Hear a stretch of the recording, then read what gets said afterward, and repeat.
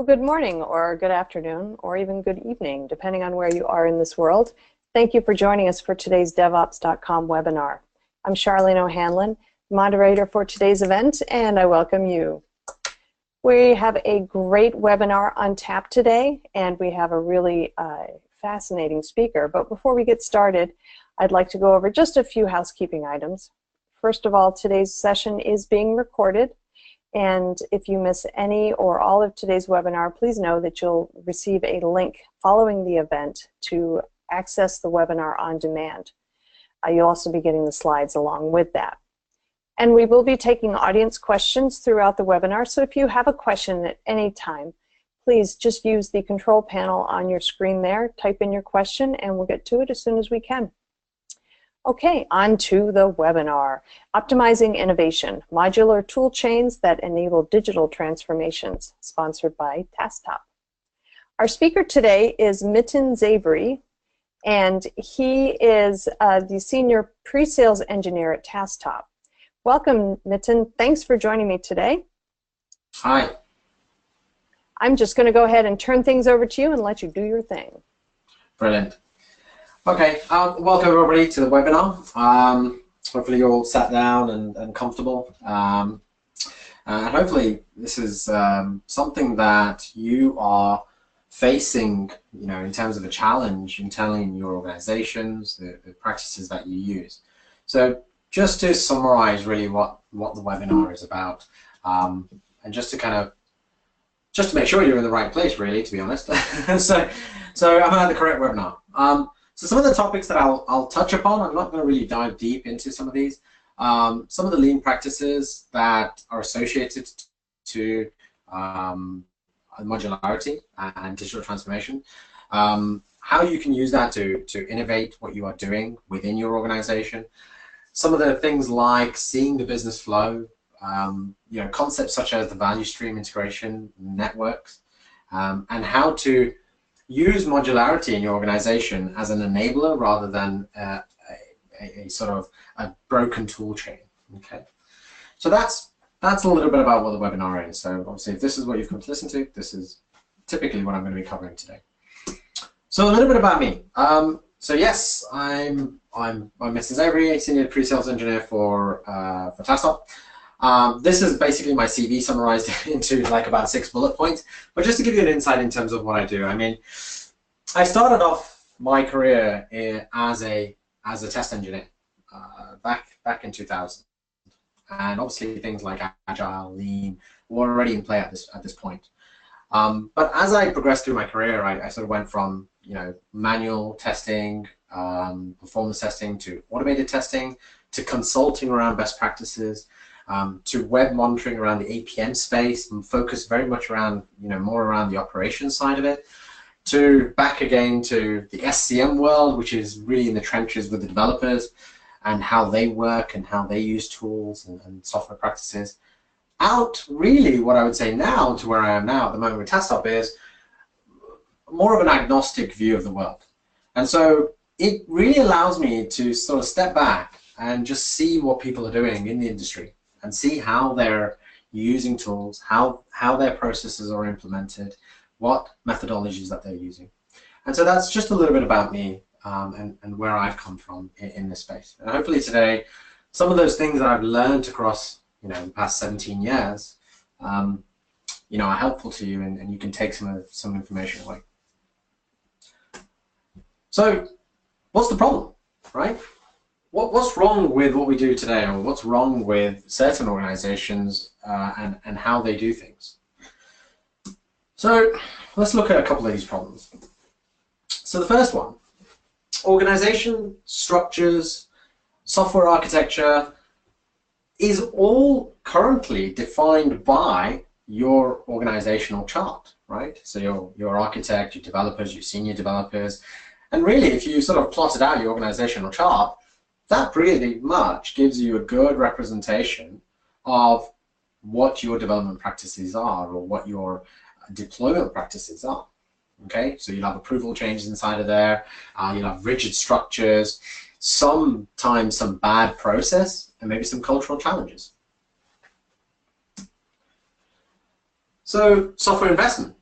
when you are buying new tools, when you are hiring new people, these are all made at the moment with very, very static pieces of information. Things that are maybe have come originally from the organizational charts themselves, but you are sort of learning from broken projects, from the learnings that you've had from these bad processes, and then you try to retrospectively change these. So those are some of the things that you will use to make these software investments, and that's not always necessarily the best thing in the world. You may not currently have visibility of what the business wants. So at the end of the day, yes, the customer is the end goal and where you want your initiative to reach, but actually there's probably a business outcome there or a business initiative that needs to be addressed first to reach what the customer wants and the requirements. So does anyone actually know what that business initiative is? Well, how do we know that it's being achieved? How do we know that it has been met? What do we know about what has impacted it? So that's just some of the problems there. And then finally, you know, a lot of the time when there's failure, it's the tool's fault, right? It's the team, lack of productivity, they didn't meet their deliverables on time, and so on, and the list goes on. So the tools and the team are sometimes targeted for what the failures in software development lifecycle, in DevOps, in projects that are delivering software. Add to that the complexity of what the world is looking like at the moment. So we have an ever-evolving world, and there are so many different systems, and a lot of these are tied together by either monolithic applications, you know, multiple approval processes, really not tested well, spanning different organizations. And so a concept that I'm going to talk about later on in terms of value stream, which comes and is derived from kind of the lean thinking, is about, you know, what's the lead time and what's the mean time to resolution, those sort of metrics that you talk about. And really, that complexity in an organization and software organizations, and what I'll talk about in a little while is every single organization in the world is impacted by that complexity within the software delivery world. So let's take a look at what's actually happening, you know, just at a high level. So let's look at high level what's happening today. So if we just take the fintech world, so at the moment, so as of 2017, what you see here is a map of all of the financial tech startups in the world and the locations of where they are. And obviously the darker the green color, that represents a higher number of financial tech startup companies that are being funded. What does that mean? That basically means about $58 billion of funding into these financial tech companies. So now if you look at the traditional companies or the traditional banks, you know, like the HSBCs of the world, the Citibanks, the Bank of America, all those, they're now all being disrupted by these small financial tech startups. Okay, and there's about $58 billion worth of funding in these companies, and that amounts to around 2,000 companies in total. Look at the car. The car no longer is just a car with some motors, a couple, 4 wheels, you know, 3 doors, maybe 2 doors in some cases. But the car now is so complex that, you know, the current count probably today, it's probably wrong now, but the current count is somewhere around 200 lines of code. And the point is that 200 lines of code probably doesn't only reside in the vehicle by the vehicle manufacturers. It's provided by all of the suppliers, and these are just a few of them, but all of the suppliers that you see on the screen, right? So they contribute to the vehicle running. You know, take Tesla for example. Okay, that's pretty much very much an electric car with lots of software driving it. So it's disrupted by all of these tech startups. Software is behind all of this as well. And two of my favorites, and obviously not really very specific examples, but even other industries are impacted by this, right? So CB Insights likes to do some very interesting tech market maps. but there are even other industries that are affected by this. Okay.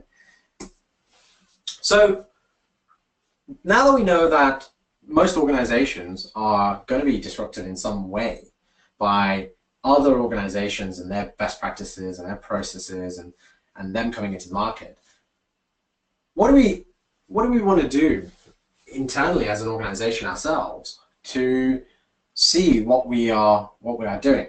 So I'm introducing this idea of a functional magnetic resonance imaging, okay, or an MRI, okay. What does that do? Essentially, it allows you to see the blood flow through the brain, okay, and it allows you to see where all the blood is flowing. So it allows you to see where a lot of information is traveling to, okay, what part of the brain is being used. Now imagine if you could do this for an organization, right? So imagine if you could see where the business value in real time is being pushed to, okay? Imagine if you could see the evidence of the bottlenecks, and based on that, you have the ability to prioritize your IT investments, right? So you know where you're going to spend money on either buying existing tools or upgrading them or connecting new ones. Maybe there is something that needs to be re-architected, right? Maybe there is some software that is not particularly working in the right way and needs to be tweaked. Or maybe it's an organizational change. But most importantly, because you have this fMRI, or this view of the entire organization, you have the ability to look at data in real time and make changes to the organization based on real data, real information that exists within the team and that is happening today in a very pragmatic way. So I talked about disruptors, and I talked about the types of disruption that you get. Let's dive into a little bit about that, and not too much, but let's look at what happens if you don't have this view of your business value and you do have all these organizations coming up. So there's a great book written by Jeffrey A. Moore. If you don't have one, or you haven't read one before, grab a copy. It's really interesting. But there are 3 types of disruption that he describes. So the first one is the infrastructure model. Now, look at the world today. The product has changed. So if you look at a car, you still drive it, but everyone now wants a connected car, connected vehicle, Apple CarPlay, for example. Okay, it serves the same purpose, but it has additional functionality. I mean, look at the fridge, right? These days you have fridges that tell you when you've run out of milk, or when you've finished a particular piece of product, or it can even order, a particular product for you from Amazon or so on. I'd love it to the day where it actually goes and does my shopping for me, but unfortunately we're not there yet. But that product is changing. Operating model, Netflix, Amazon Prime have changed the way that content is delivered to individuals in the home. And their delivery mechanism is slightly different. But again, the product is the same, and it's to the same audience, but it's delivered in a different way. And if you look at that, I mean, in terms of that, look at mobile banking. You're still banking, you're still logging in, you're still transferring money, but you're doing it via a mobile app.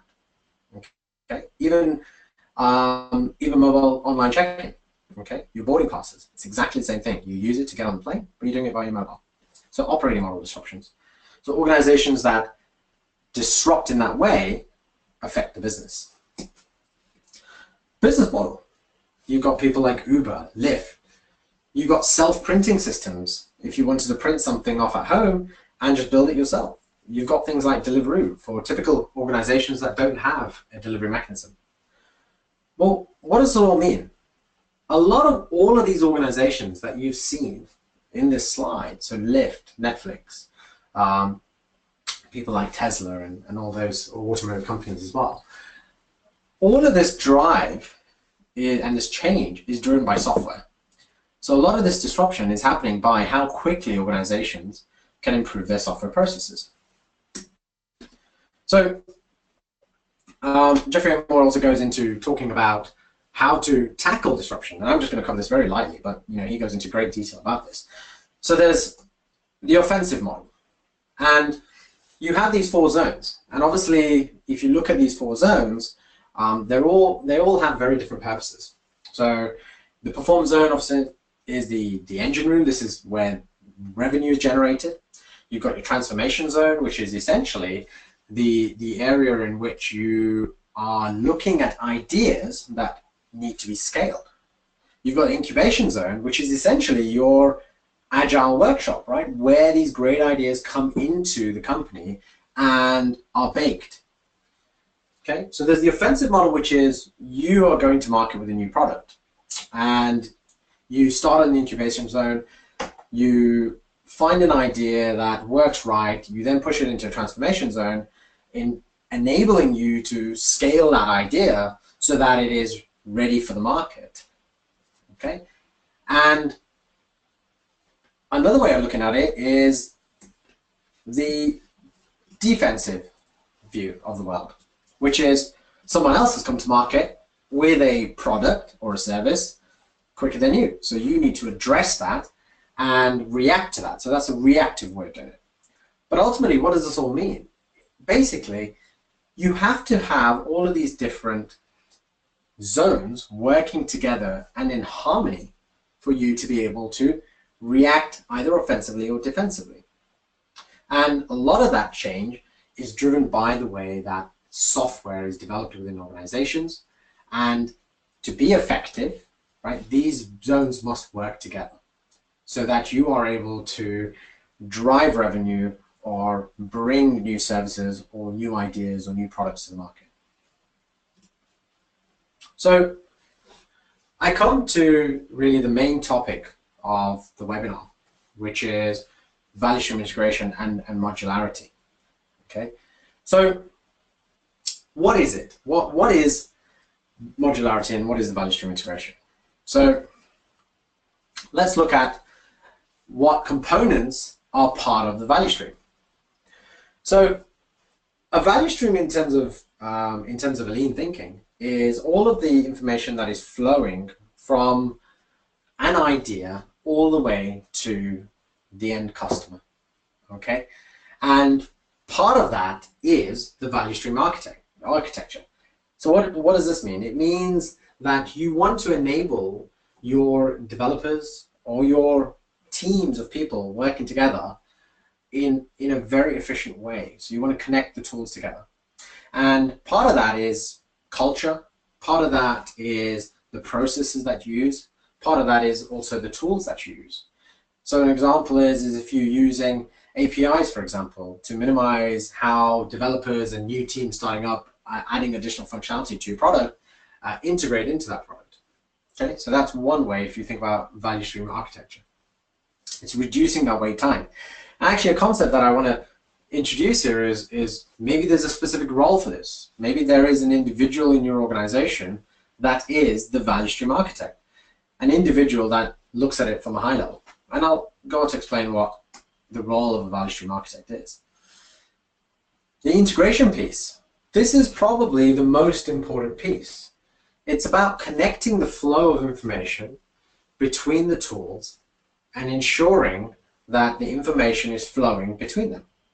So, an example, have an epic and a story. We know that there's a relationship there. We know a story is part of an epic, possibly. There may be some tasks associated to it also. But how do we know that a defect is associated to that if it resides in a different tool?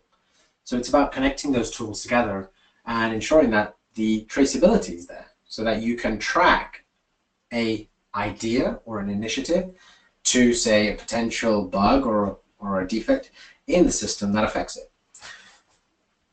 You might even need a way of connecting all of these together, right? So a platform of some sense to connect the flow and the tools and the process together, rather than building individual pieces of API and code to connect the different tools together.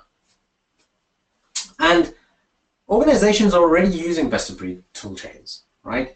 The developers have adopted tools as the tools are developing. And if you look at some organizations, and especially the organizations that have made acquisitions of other organizations, they come with a plethora of tools. So if you look at, some people have maybe 20, 25 instances of Jira sitting under their desk and they don't know it because developers have found that it is the best way for them to do their agile planning. So they just spin up an instance. Now again, all the different lines of business within an organization, if you think about that, probably do the same thing. So now you've got this large landscape of tools that is just sitting there and is just being used but is not connected together. So integrating them together, and this modularity obviously is what exists, integrating them together hopefully should help you, define that value stream and allow you to connect your tool chain together. And something that was done as part of a sociological experiment, it is a law, so it's called Conway's law. And it's about, the reason behind that is that if a software module talks more to each other, then you need more authors or more people to communicate better to ensure that it's delivering what it's meant to. So if you take that sociological experiment and look at software, it's the same thing. If teams communicate better, if software communicates better and more frequently, then what you have is better collaboration and a better way of working by integration. And then finally, value stream visibility. This comes down to the MRI. Okay? Once you have the architecture in place and you have integrated your best of breed tools, you naturally get everything that what most DevOps teams are trying to get is the visibility. This could be for many reasons. It could be for compliance, it could be for governance, it could even be for improving the way practices are within an organization. It's all about metrics. Everyone loves a bit of data, but it's how do you get that data? And value stream integration allows you to use it, and using modularity allows you to gather that data and look at the real business results. So I mentioned a new role within possibly your organization, or maybe this already exists, but the value stream architect. So the main role, that this person plays is cat herding. It's part of their daily job. It's trying to get all the information from all the different businesses and put it into one. And it's about allowing this individual to create the visibility that's required within an organization. So think about the value stream architect as being someone who is connected to the business and to the customers, but is not talking at a tool level or a team level. It's about talking at a business initiative level and a business metric level. So what is the information that the business needs to create this visibility? So they create visibility within the organization.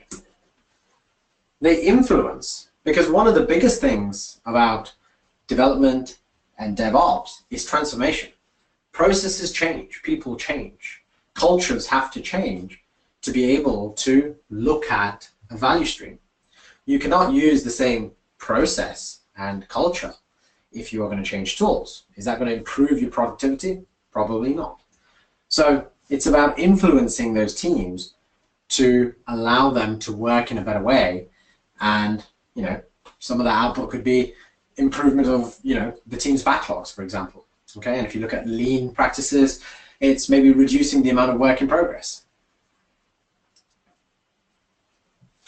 Finally, this person mentors and trains other teams from experience, from learnings, and also possibly senior leaders in their IT organization, right?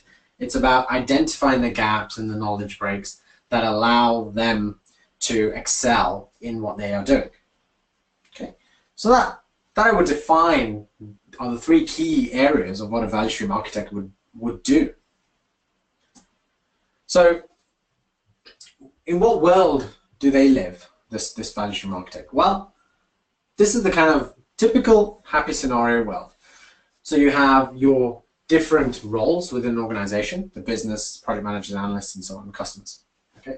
But the problem with this is each of these roles lives in their own silo. So the project managers typically live in the PPM world. The business analysts, define the requirements. The developers deliver the work that the business analysts need doing, testers check, and so on and so forth, and it carries on. But the problem is each of them has a different measurement and a different incentive across these different silos. And it stops the entire organization from achieving what the organizational goal is. Now let's add into that tools. Tools add an even further level of complexity into the mix. You can look at all the best-of-breed tools in the market today, and each of them do a great job of what they're meant to do. But in some cases, communication with external tools or other systems is probably not that great. And so this is one of the core conflicts that exists in organizations today. It's this modularity of tools within an organization. And yes, in that organization, in that silo, that tool is working great. But there's probably a lot of pressure on each of these individuals to deliver metrics, to deliver data, to deliver better visibility of what they are doing.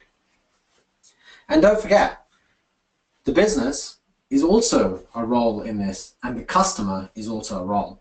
So these roles in the middle are just enablers to actually who the real customers are, which is your end customer and the business. So what is a value stream? So a value stream is, in the world of software, the way I say it is the artifacts that move through that world of software. Now we can look at it in terms of artifacts. It could be anything though. It could be information, it could be releases, it could be your pipeline and so on. But essentially look at it in terms of the artifacts that exist within your organization. So this is everything from a business initiative or an IT project all the way to a deployment. That is an artifact in the value stream. And each of these artifacts plays a very different role in each of the silos that exist inside of an organization. Okay? So by connecting them together and providing that traceability and providing that visibility, you're enabling your development teams, your organization, to have greater visibility and allows them to undertake customer requests quicker, undertake change quicker, deliver products faster and software faster, and so on. Okay, and again, this spans all from the Toyota production system. It's about lean methodology, the value stream defined. So within your organization, define what the value stream is. Now this might be exactly what is within each of your organizations, but you can build your own view of this altogether as well. Okay, there may be some aspects of these artifacts that don't exist. But this is a very happy scenario view of what you are looking at today. Okay? Realistically, there's probably going to be a single organization, but there might be another line of business. So what you now have is actually two sets of value streams, one for organization A and one for organization B. And you have artifacts that move between them. Now let's take that one step further. They may feed back into one another. So things such as epics and features may feed back from one to the other, and they require that traceability and visibility. They might have a third organization that then feeds some information back into them, and this might be something like a supplier chain model. So this might be a totally third-party development team or a company altogether that is delivering software and delivering change for that organization. So if we just look at how complex that this can become, it's just a value stream across many different organizations and providing value and connecting that artifact from one to the other and providing visibility. So what is a value stream network? So a value stream network is a composition of all of these streams, and the connections externally and within, and delivering value to the end customer. So a value stream doesn't only exist in your own organization. There is no one value stream. There may particularly be 3 or 4 value streams, but it is the connection between them that now turns this into a value stream network. And again, all the way to when even the product is in production and there is a change request that comes in. So does the value stream work, if we talk about Agile and we talk about waterfall, and some organizations still have this structure? Does that still apply? Yes. There may be aspects of the value stream that may not exist in certain methodologies, but yes, you can apply the value stream, which is a lean concept, to even waterfall methodologies as well. And this is an example from a customer of ours that has defined it, because they still use both waterfall and or Agile, and they've defined their value stream against both. So there are certain lines of business that still want to work in a waterfall manner, and there are some that work in an Agile manner. So they have defined their value stream in this way. What does it allow you to do? So ultimately, what it means is it allows the organization or your teams, so not just organizations themselves, it allows your teams, better market capitalization, potentially saving you, X number of dollars, millions of dollars in rework, contextual switching of tools, having to go from one tool to the other, right? That time is multiplied across all of the development activities that you are doing. Maybe savings. You may find that you don't have to upgrade any of your tools. You may not have to migrate any of that information. And you might deliver software faster, which then gives you the ability to gain market share. Meaning that some of these disruptors that exist in the market are no longer a threat to you. And so, when you come to the DevOps side of it, deploy your code an X number of times faster. Now I put X across all these because it's different for every single organization and every vertical. Okay, and products are different for each and every different market as well. When you talk about cars, that's slightly different. When you talk about fridges, that's slightly different. When you talk about software, it's very different as well. But ultimately, these 4 points are areas that you can look at and you can focus on. So, takeaway in terms of the enterprise value stream, 2 key points. You want to automate,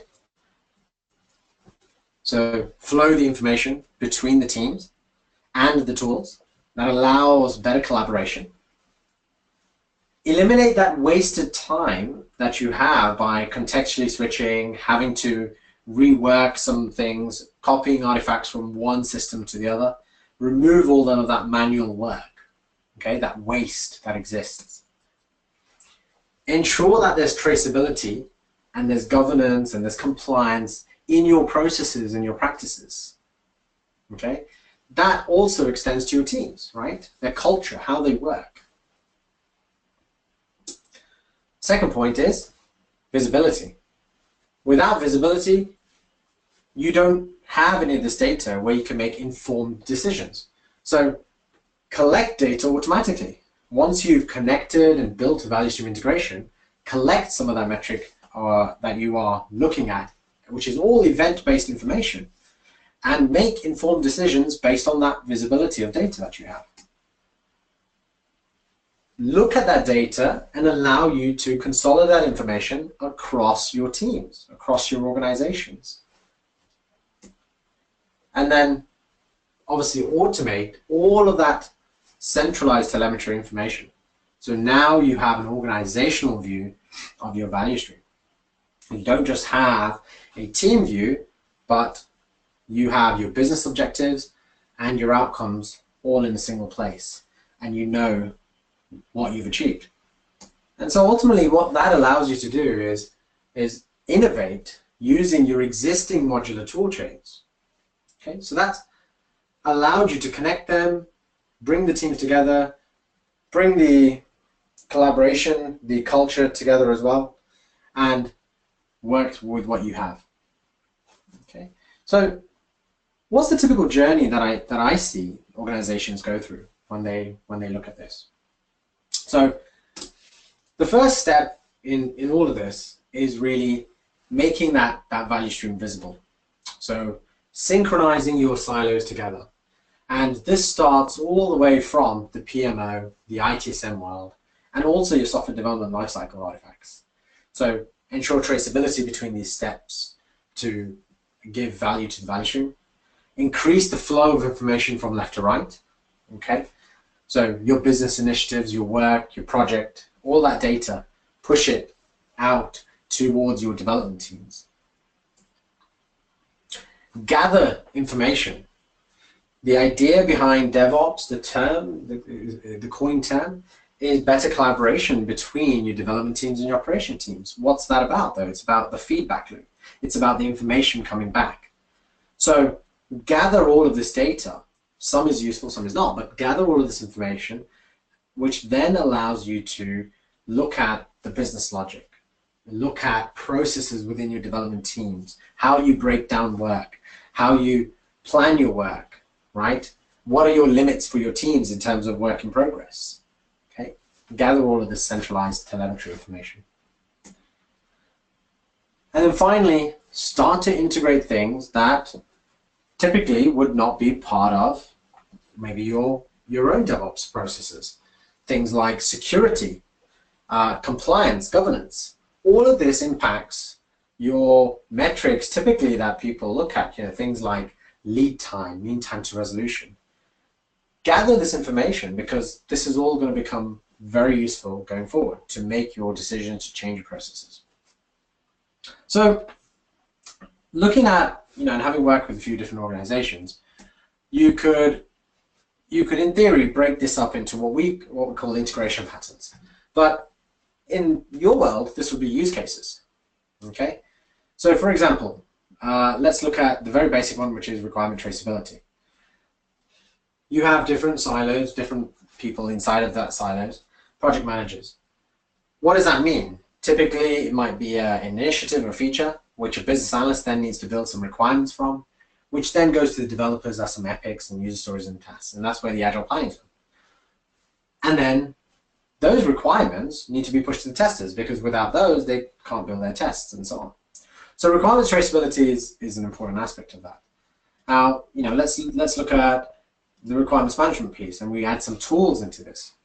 Okay, you have all the different vendors and all the different tools out there, and this might be a typical view of what you have in your current organization, but you could be managing your requirements in CEA, doing all your Jira agile planning, potentially maybe target process, maybe some other types of Kanban approaches that you have.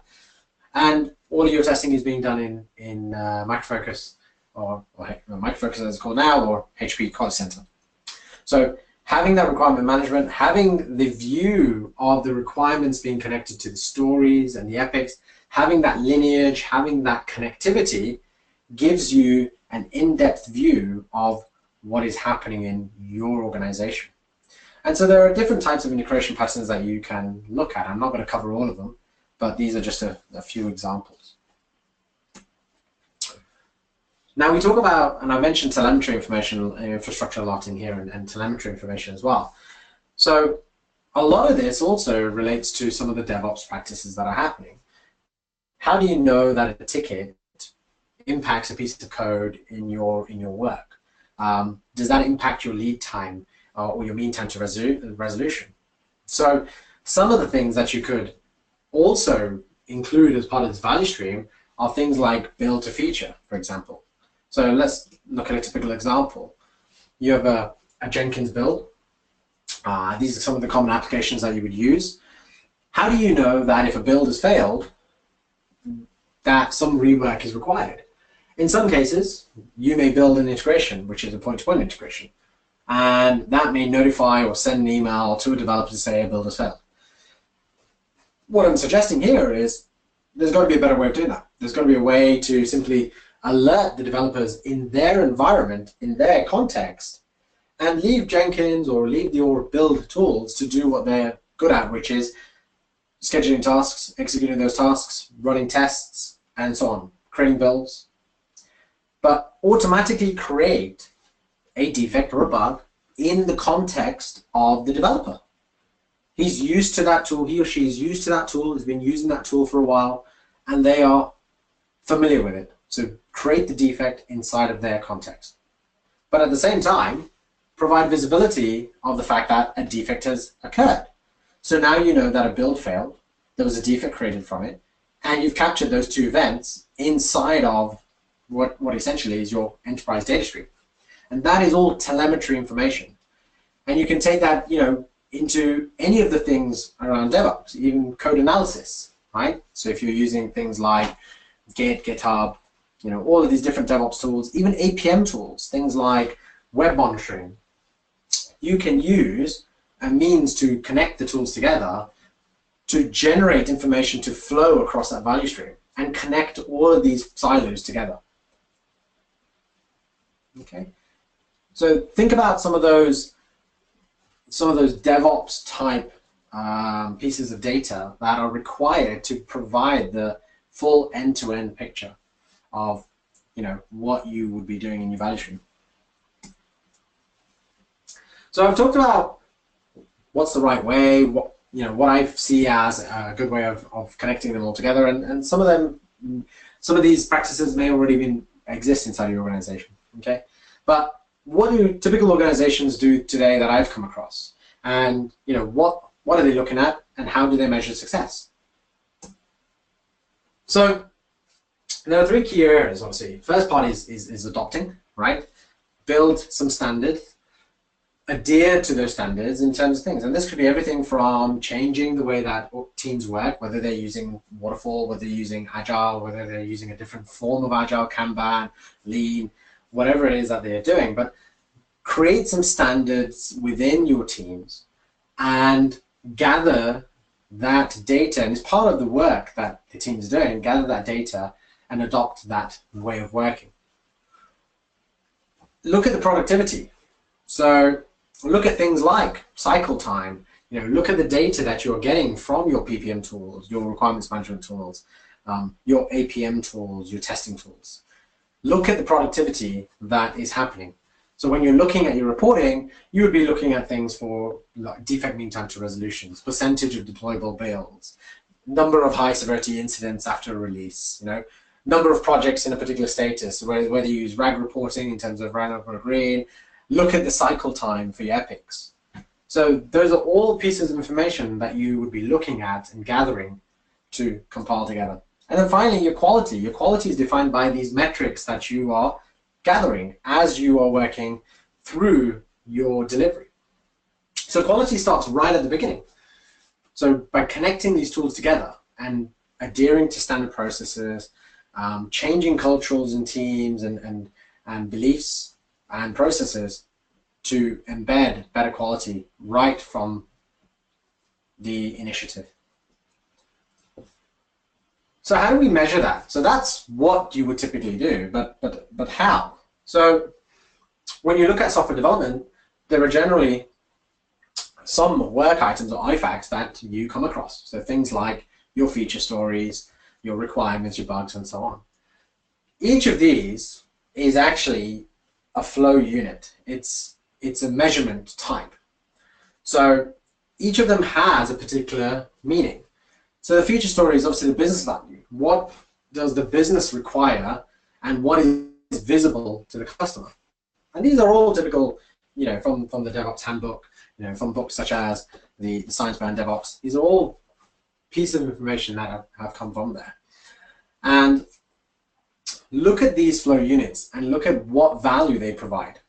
Okay, because a number of them, or the data consistent inside of one of these, is all information that you are going to use to build your value stream and also to measure your performance.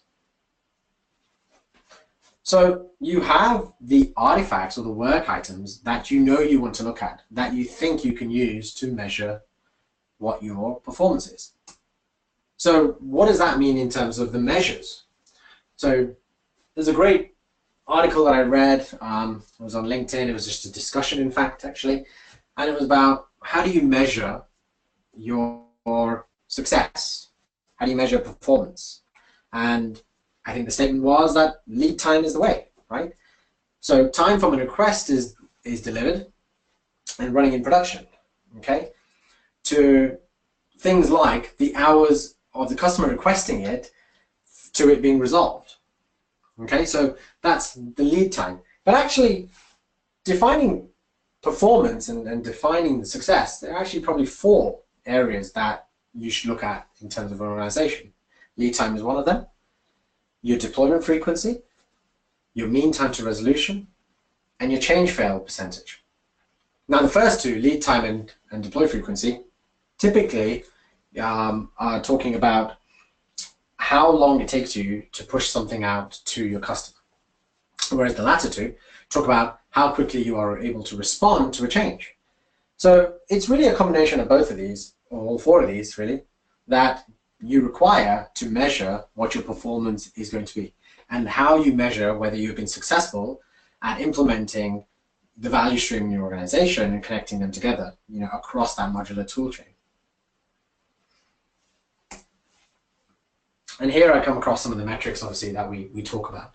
So end-to-end lead time, mean time to resolution, productivity, the throughput. By using those flow units that I defined earlier, things like features, defects, and so on, you're able to gather this information that most people are looking for, that they believe to be the panacea of what they're doing in terms of their organization, in terms of DevOps.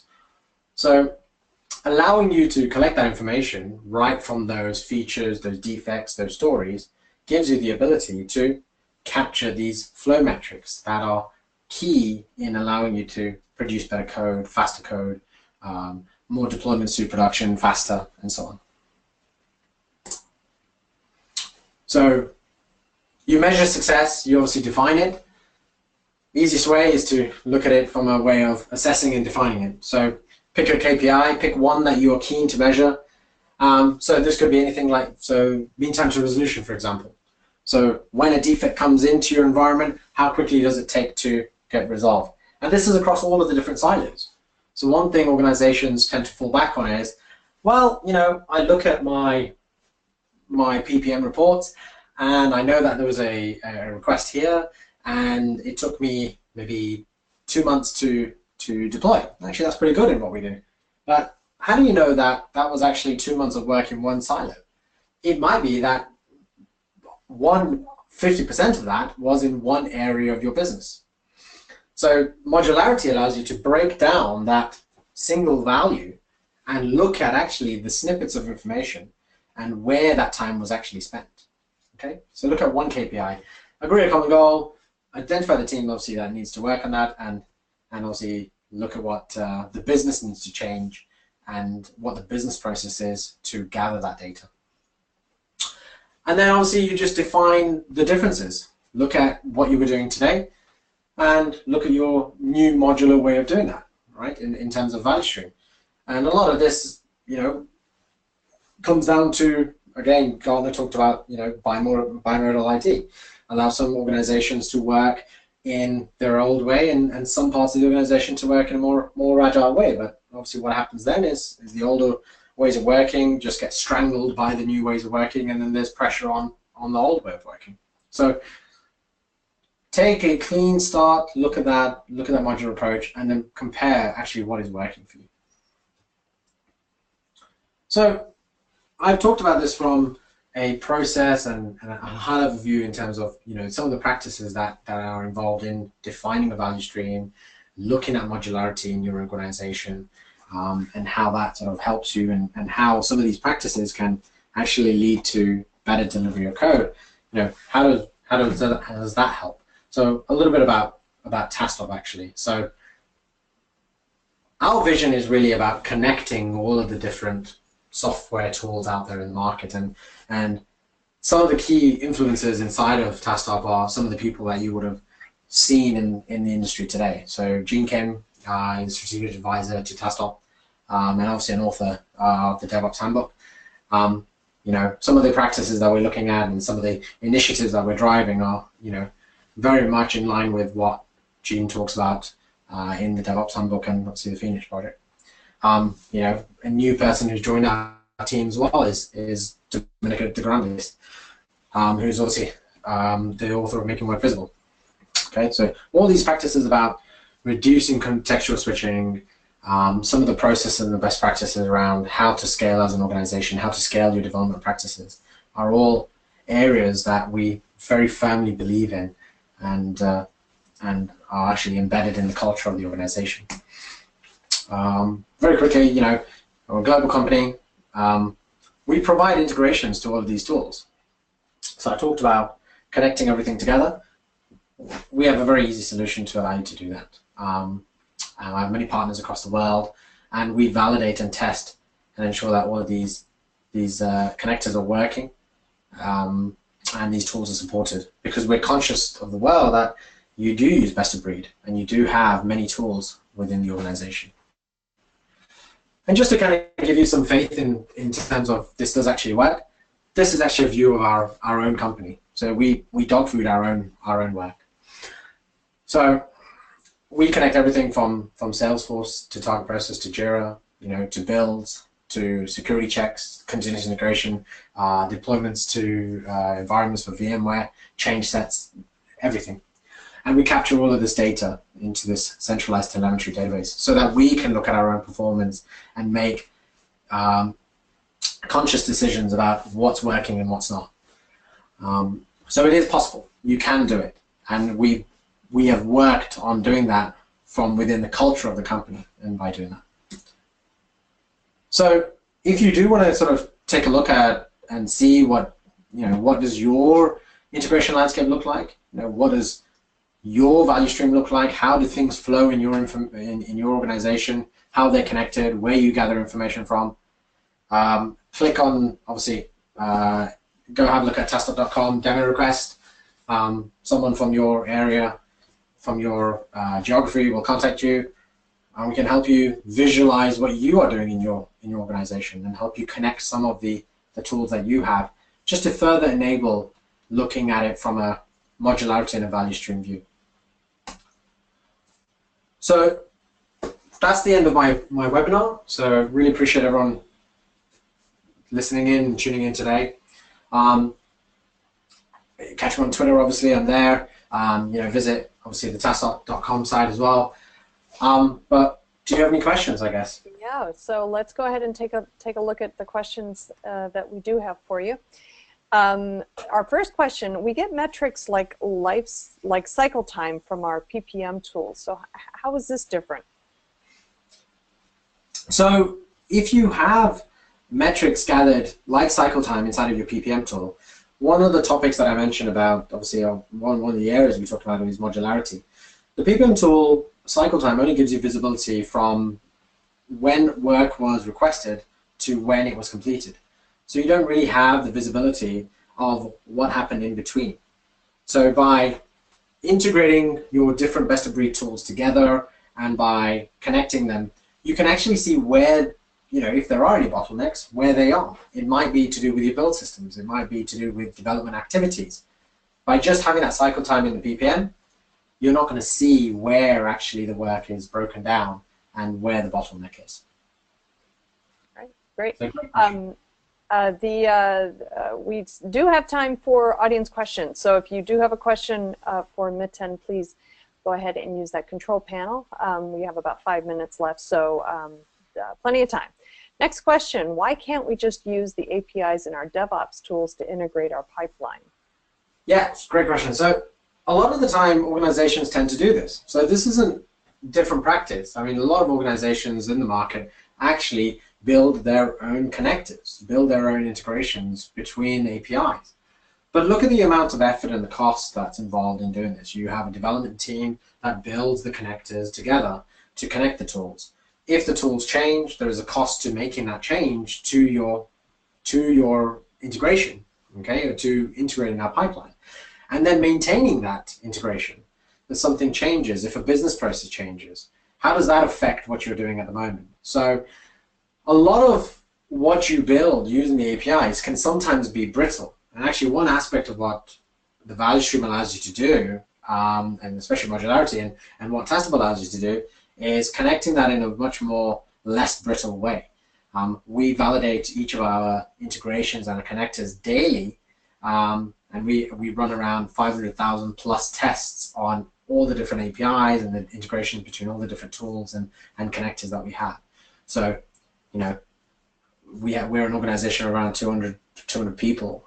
Compare that to maybe a team of 5 that maintain that for an organization. So there's a big cost difference.